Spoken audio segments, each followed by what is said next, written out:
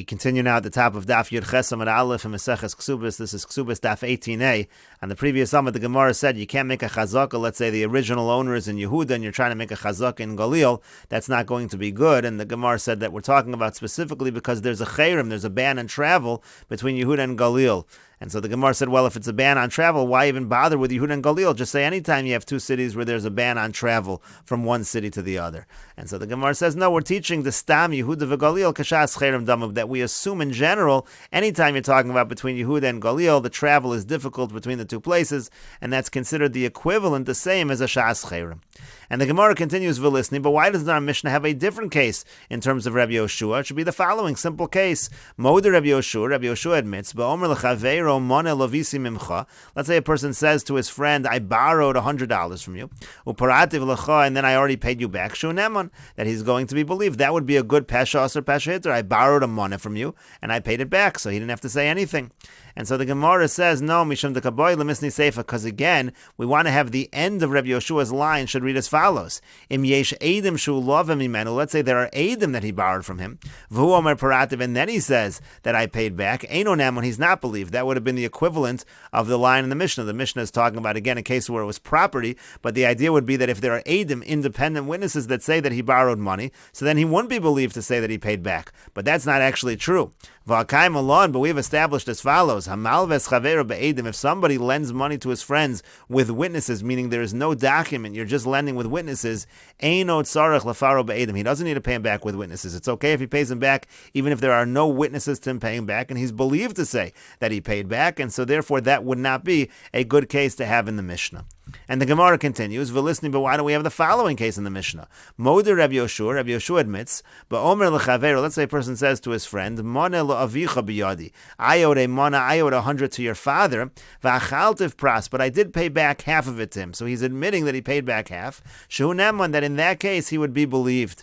Rashi over here says, V'nisni moder Rabbi Yoshua v'achaltiv pras, parativ chetzio, meaning again he says I paid back half of it, shehu nemon below shvua, that he would be believed even without taking a shvua. In a normal case of modem and mixas, is somebody says, you owe me 100, and then the person admits to 50, and then we say that since he admitted partially, and we'll explain this as we continue, but we say that since he had a partial admission, he has to take a shvua. That's the shvuas modem and mixas. So in this case, there was no claim over here. He's telling the person that I owed 100 and I paid back 50% of it, so he's believed without a shvua. Hoel ve'in shor shachat lefanov, and it would be the same case as what we really have in our Mishnah. The idea is there is no shechted shore in front of him, meaning that's a euphemism to say the person had no idea he was owed any money.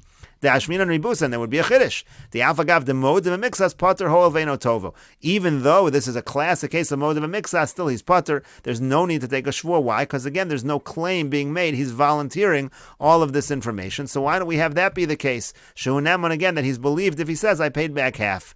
But the Gemara says 1 second. Aliba deman. But who would we be following? Which Tana would this be following? Aliba de Rabbanon. If you're following the Rabbanon, Ha'amri Meshav Aveda Havi. They actually say no. They say that in that case you are a Meshav Aveda, meaning it's obvious. It's like you're returning a lost object, and of course you don't have to take a shvua. And he Aliba de Rabbi Eliezer ben Yaakov. And if you're following Rabbi Eliezer ben Yaakov, on the contrary, Ha'amar Shvua boy, he actually says that in such a case you actually are required to take a shvua. And the Gemara quotes the source for this. The Tanya, as we learned in a brisa, Rabbi Eliezer ben Yaakov says, Pa'amim sha'adam nishbal tainas atzmo. Sometimes a person has to take a shvua even on his own claim when there was no claim being made against him. Kates, how so? And in the following case, Mana liavicha biyadi, a person says, I owed a mana to your father. V'achaltiv pras, and I gave back half of it. Harei ze nishba. The person does have to take a shvua in that case. V'zehu shenishbal tainas atzmo, and that's a case of taking an oath on his own claim. So Rabbi Eliezer ben Yaakov, on the contrary, says he would not be believed in such a situation. The Chachamim omer me'eino ela k'meshav aved, and the Chachamim say that in this case it's just like he's returning a lost object, and it's no issue at all. Rashi over here explains Aliba Deman. So who would Rabbi Yoshua be following? Tanai Pligi B'ha Milsa B'Shvuas. So first Rashi says that this is a Machlokas Tanoim. That's the brayso we just read. It's Machlokas Tanoim and Mesechet Shvuas. V'yomer Rabbi Yoshua Hachi. Now, if Rabbi Yoshua said this, Lo Kechad Minayuhu, he actually wouldn't be going like any of them. Why? The Iker Rabbanan, because if it's like the Rabbanan, Ha'amri Afilu Tovo, they actually say that even if the situation would be there where the person is making a claim, it's not completely volunteering. Even if he is making a claim, claim, v'zeh modev mixas, and this person admits to part of that claim, meishiv avedahu, they say even in that case it's a meishiv aveda. Otherwise you would have said Rabbi Yehoshua does seem to be going like the Rabbanan. They're both saying you're pater from a shvua. The point is the Rabbanan go even further. They say it's meishiv aveda even if there is a claim being made. Again, the person says, my father, you owed my father a money, and he says, no, it's just 50. Pater is pater, mishum shehu kameshav aveda, because he's like a meshav aveda. Umayashmin Rabbi Yehoshua be'ein shor shachat. So then Rabbi Yehoshua doesn't need to have this chiddush of when you're volunteering all the information. Afilu shor shachat lefan of nami naman, even if there is an issue, meaning there was a claim being made, still he'd be believed. And v'ia liba de Rabbi Eliezer ben Yaakov, and if it's following Rabbi Eliezer ben Yaakov, so kilo tavalei nami amar shvua boy. He happens to hold that even when there is no claim, even when you're volunteering all of the information, you still need to take a shvua. And so therefore, again, it doesn't seem to be following any of the Tanoim over here. And the Gemara continues, 1 second. Rabbi Eliezer ben Yaakov, lesle meishav aveda pater. How does Rabbi Eliezer ben Yaakov doesn't hold of the concept of meishav aveda being pater? That doesn't make any sense. Rashi over here says, Rabbi Eliezer lesle meishav aveda pater min hashvua bitmiya. That's a wonder that he doesn't hold your pater from shvua. Hatakanda derabbanani. That's actually a takana from the Chachamim, the concept of meishav aveda. But Mesechet Gittin, that's in Mesechet Gittin, it says, hamotze mitzia, that if somebody finds something, lo yishava, you don't have to swear on it. When they tikun olam, because that's tikkun olam, it's meishav aveda. V'chevan dechieno tovo nami mechayev leishvua. Now, if Rabbi Eliezer ben Yaakov is going so far as to say even if no claim is being made, the person is chayev a shvua, harei ein lach meishav aveda gedolim. He said there's no greater case of meishav aveda. V'chayev, and he's saying chayev. Does he deny the entire concept that somebody who's just returning something that's lost doesn't need to take an oath? That doesn't make sense.